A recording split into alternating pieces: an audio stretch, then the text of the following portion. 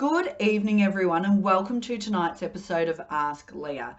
I'm really excited to talk about this question tonight because it's something that I'm working on this year too. It is a question about boundaries, but it's not about how to set and hold boundaries. That's something I might actually tackle next week.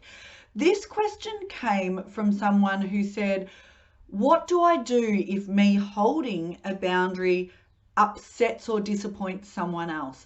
I worry that they're going to get mad at me if I stick to my guns and say I can't help them with that task or I can't go to that event. And the person reached out because they said this happens a lot. It's our people-pleasing tendencies that often see us say yes to things that we really want to say no to.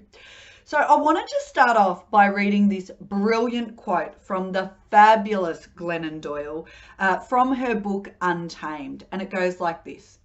Every time you're given a choice between disappointing someone else and disappointing yourself, your duty is to disappoint that someone else.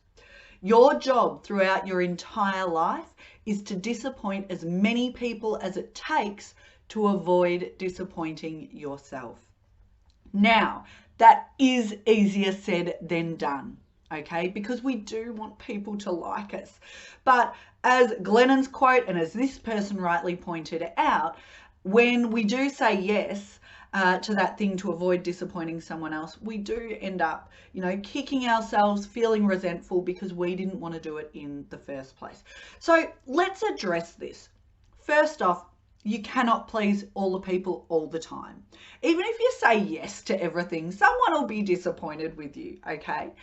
Now, if setting boundaries is new behavior for you, just like it is for me in some instances, that takes practice. It's learned behavior. So see it as something that it will take a while to get good at, okay? You've got to practice these things.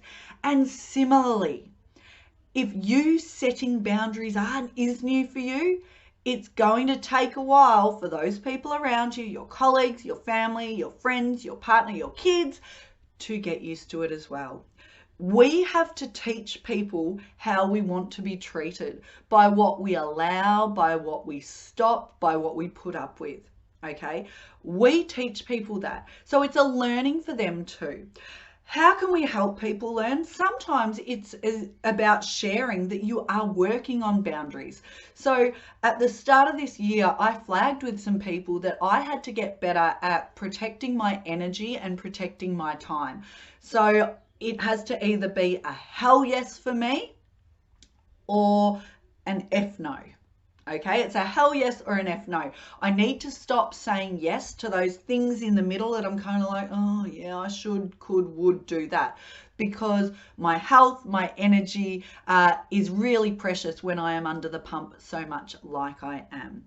So let people know what you're doing. Some people will be disappointed and that's okay. And when they are, don't fall into the trap of over-explaining and trying to justify your decision. Empathize and then restate your point, okay? Hard on the issue, soft on the person. Be really clear on what your key message is, but acknowledge their disappointment, I appreciate you really want me to be there, but unfortunately, I can't attend that. Yep, I appreciate that you really want me to help out with that, but I'm at capacity with these other tasks at the moment. So empathy and restate your point. But you need to know what your point is before you go into it. Only then can you be a bit of a broken record and keep stating it. This is such a big topic. I can't wait to explore it more. Next week, I will talk about how to actually set and hold boundaries more effectively. But I hope that has given you some tips on how to maybe let go a bit of the people-pleasing aspect and stop disappointing yourself so much. Have a great week, everyone. And if you've got a communication, soft skill, leadership question you'd like answered, send it through and I'll do my best to answer it next week. And I'm losing my voice.